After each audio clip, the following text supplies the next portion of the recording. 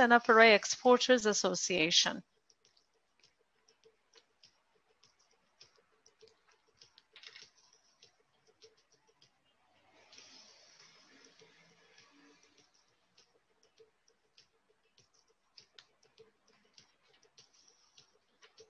Going through these challenging times, it's at one hand a priority to keep things as normal as possible, but on the other hand, we'd like to look into future.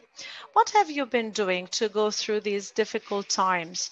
How did you make the calls? I mean, who's going home, who will be working from where, and what is going to be the working discipline? How did you decide for this? As Jim Gemini has rightfully said, it's really a sector that is colorful, that is running fast. Therefore, as the manufacturers of ready-wear, I think we are always fighting in the forefront, because it's always the first times that will happen to us first as a sector. In the last 5 years, we've been just giving priority to this change, and we were thinking, elaborating on this fashion conference, and we just discussed a lot whether to bring the Fashion Week for Istanbul online. Starting with Skype, we've started the process, and the sector has been doing its best to get adapted for the changes. When preparing for the collection, say in the last 4 or 5 years, we have already used a fit and set programs mutually, and online has somehow entered into our lives in the last few years. But I mean, suddenly we found ourselves in the middle of the sea. I mean, don't know what to do after the pandemic. And we had to be very quick in deciding for this. I think this adaptation has been quite quick and quite smooth for the sector. And we have done the 23rd of the Fashion Week on a digital media. Next week, Istanbul Fashion Week will take place, but on the digital, on the virtual medium. From the 12th through the 16th of October, we will have Istanbul Fashion Conference. And it's really a dynamic time, and the sector is quite dynamic. Colorful change, I mean, difference. This is something that has always excited us, and as the presidents, the heads of the association, as the sector representatives, we have undertaken this as a mission always. And as we'll be explaining, 5 years ago, we applied to the EU, and we have started the Digital Application Center. And in a few months ahead of us, it will be launched already. We were getting ready, but in this period, we had to accelerate what we were doing. Like the conferences, we had to be quite quick. B2B, the digital fairs also taking place. But since March, we've been doing our best to get adapted, because, you know, there was no shopping. The world stopped, and the companies had to stop, had to close down, and manufacturing sites suspended for several weeks in Turkey. In Europe, after the start of the stores in June, things have started to wrap up, and now we are getting into different figures. And in July, it was for the first time $1.8 billion worth of a global trade going on. And in August, amongst all these sectors, there were some other sectors that had to go through, that had to suffer a lot. So we became number 1, and we're getting back in normal track. We are all normalizing, thanks to the support of the ministers, Minister of Trade and Industry. We are doing our best to bring the sector back to normal. And the slogan is quite clear, with the wake-up call, and with this Fashion Week, and Istanbul going to be the capital of fashion, and we are dedicated in doing what we can do the best. So this is the strategy. Amazing things are happening, but I understand that you could put them all in practice because you were getting ready. So the question goes to you, sir. It's been a special period. And we're talking, I mean, as if we are trying to survive in the middle of the sea. We're trying to swim all together. But after some time, I mean, things have started to settle. And I just turn back and see, and it's been quite an amazing time. What were the measures that you've taken? As Mustafa has clearly clarified and clearly summarized, we are experiencing everything together with the rest of the industrial representatives. But in addition to what he said, I also would like to recap on some items. Just the metaphor of falling into the sea and trying to swim in the middle of the sea, or maybe the digitalization ocean. Those who could swim ran fast, and there were those who could convert the crisis into an opportunity. But those who didn't know how to swim got some help, and they learned how to swim all at once, just in several months. People learned how to survive in the digital medium. 5 million credit cards used in ready-wear sales in April. So up to 25% we could reach up to. So the things have started to change mode. In the United States, they're just going up to 60%, and similarly in Europe, but it's slower in Turkey. Yet, I'm sure that we will get faster. But maybe with after this process, probably we will just have a good exit. But we're expecting a new wave, but yet, I mean, nevertheless, we all are capable of managing the next waves. We're attending some organizations abroad, and we're taking position in these international events. After being the vice president Neotex, we started hearing what people in the EU were talking, and what we've been saying in our fashion weeks and fashion conferences for many years, what we all have been discussing. And the supply chain is to bear new rules to new players, so we shouldn't be out of it. Therefore, I've seen that people in the EU are putting on the table a new local, not remote supply. I mean, as a result of the lessons out of this experience, they are talking about local manufacturing. Since they cannot do it themselves, they have to turn their face to Turkey, because together with China, Turkey ranks the second. I mean, second vertically integrated country that can support the supply chain from A to Z. Therefore, 105 billion euro worth of a supply is just talked about in Europe, and Turkey is supplying only 1.8 billion so far. And I'm sure that Mustafa President will be speaking about this war between United States and China. China has an export of 178 billion US dollars, but no one wants to buy from China, you know. We're talking about a teamwork, but we're not setting the rules about the trade wars, and the rule makers are over there.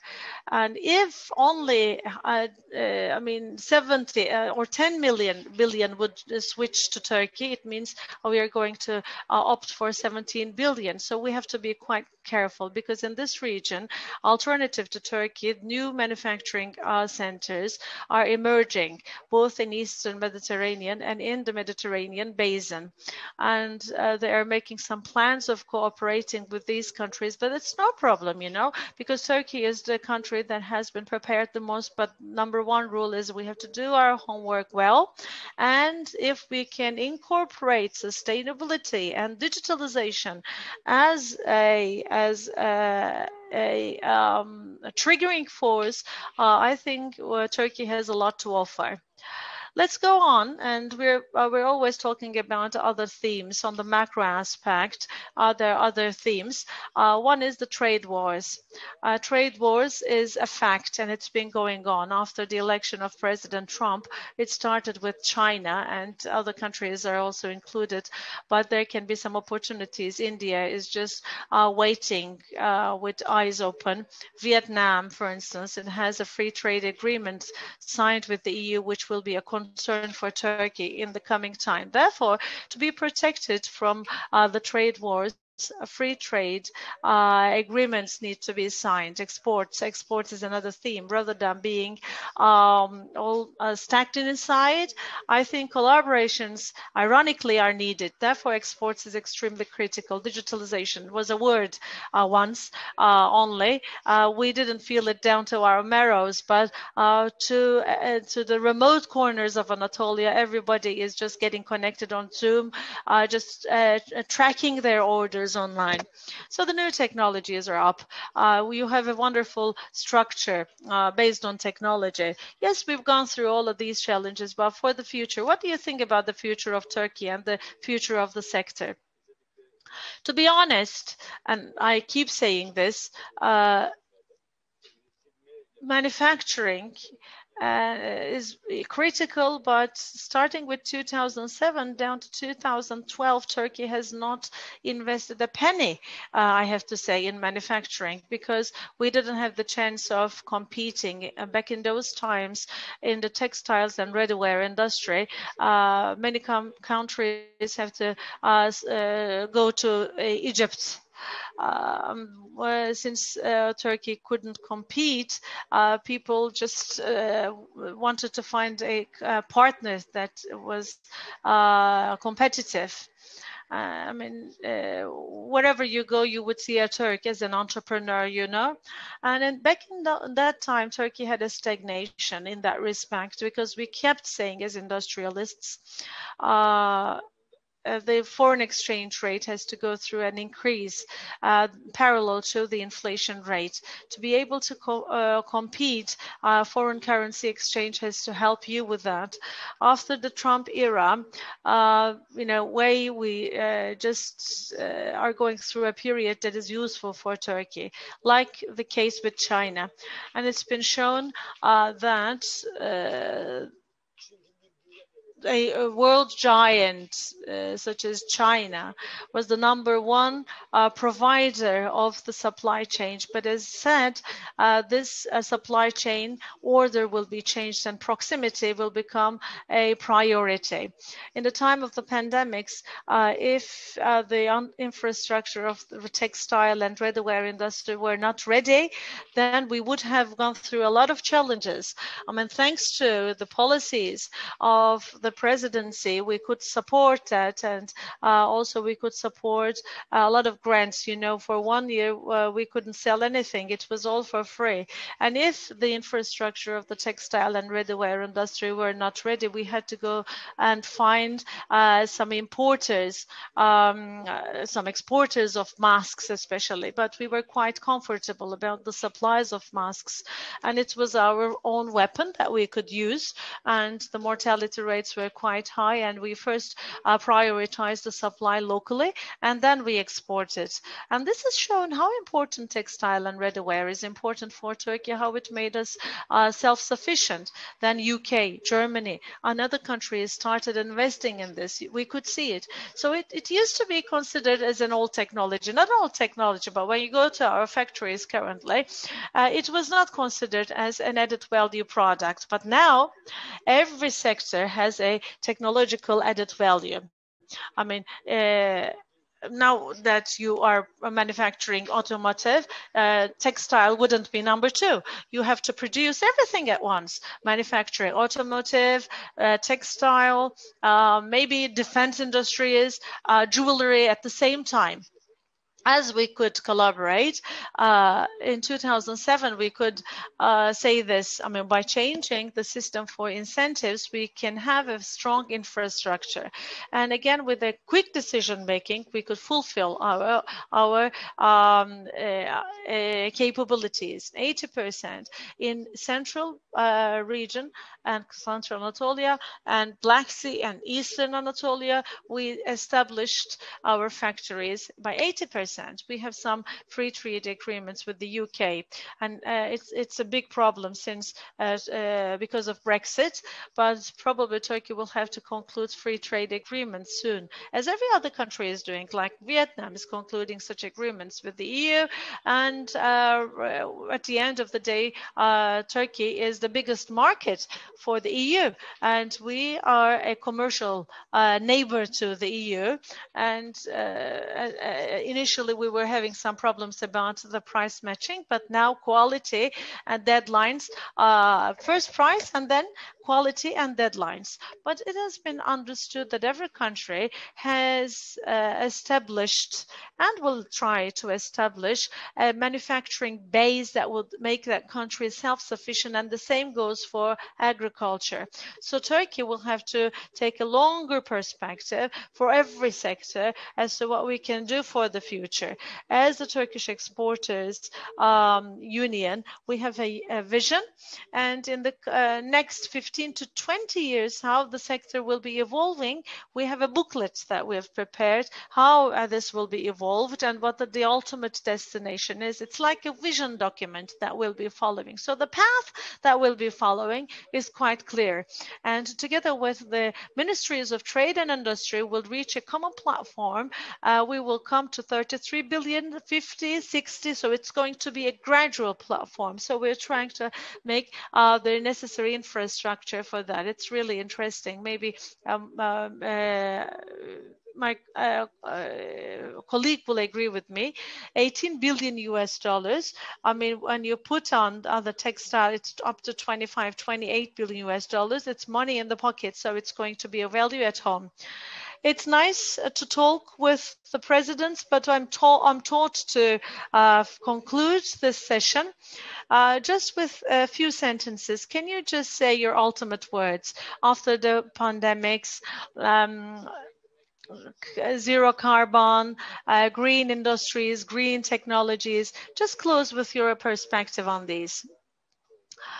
Now, rather than what we should do, because we keep talking what needs to be done, and we have the book Horizon 2015 2030. We're talking about strategies in our book the Horizon, but I will be talking about three main stakeholders. Number one is our customers. Actually, we maybe have gone quite harsh in this. Harsh meaning, I mean, we've just called that for unity to the world. Before the events, before all this started, we said let's be hand in hand, and the brands are being supported from the governments and reflect us to the change. We as manufacturers, suppliers, will do our best in postponing the payments so that you'll have a balance in your cash flow. And this way the government, our Turkish government, will do its best in just closing our profit margin in a credit system as Exim Bank. And I'm thankful to them once again to say has always been there for us. And the claims insurance has always been there. Number one, customers. Number two, within this time, I keep seeing that since we have said all of this, there were some other countries that quit their manufacturers, and today there are some other, buyers who don't buy stocks, who didn't keep their promises. And we have to be out of this, because at the end of the day, when the pandemics will be finished, we'll be face to face, and we'll be their strongest partner. Number two is something I have to say for the sector and for the government. For the sector, I say that please let's not steal know-how, manpower, and customers from each other. So it's not going to be the path to follow for growth. Rather than that, let's go out and look for new innovative solutions, new fields, and let's just be a partner on international tables so that we'll be a part of asymmetric applications. And then only we will have an additional 17, 20 billion US dollar coming to Turkey. And then United States will only then look at Turkey. I mean, only if we would bring a 10% of exports. And on the government side, I have to say that if we're going to make a leap forward, then we need a different paradigm for investments. We've kept saying it. We have to look at the entire country, because looking at the entire country, we look at the growth parameters and development indices. Like, for instance, we can find a district, a village, a poor village in Thrace, Izmir, Konya, somewhere else. Let's move on to the next phase, include them in this mechanism so that we'll have a collective growth rather than 600 million, but 3 billion people being employed. And the last item is youth. Young people. We need to get votes from the young manufacturers. We now have the young TCMA. We need to involve them in this process. And then the associations chambers shouldn't be sitting in the same seats for another 30 years, so we have to make them some space. Let's conclude, and then whatever your concluding remarks for the session would be, because we're out of time. Now, as the presidents who have faith in this sector has always been there. I mean, it's been there in the past, today, and future, and training extremely important. Especially, we have been supporting the education, the vocational high schools. Also, we need to involve the young people in this industry to have some faith in the future of this industry. So we have to think about the future of the industry, like 10, 15, 20 years ahead, and attract new people into the industry. And after having this common mind all together, I think in unity and solidarity we'll do it much better. And I think Turkey will, in this way, altogether be put amongst the top 10 economies globally. And this can only be done by supporting us all together locally and internationally. And I wish for the success of the conference. Thank you. So wise competition is the message that goes out of this opening ceremony. And turning back to you, and we wish for the success of the 13th Istanbul Fashion Conference. It's been a pride for us to be the media sponsor. And it's been a wonderful talk. And thank you very much. We've started with the pandemics and moved on to exports and foreign trade, and we've finished with the messages of solidarity, emphasizing our young people. It's really important. We'll have a session, by the way, for the young TSCMA. Thank you very much for your contribution and attention. Gökhan, also thankful to you. And next we will be with Mr. Cem Hakko, head of the board of directors of VAKKO. Thank you.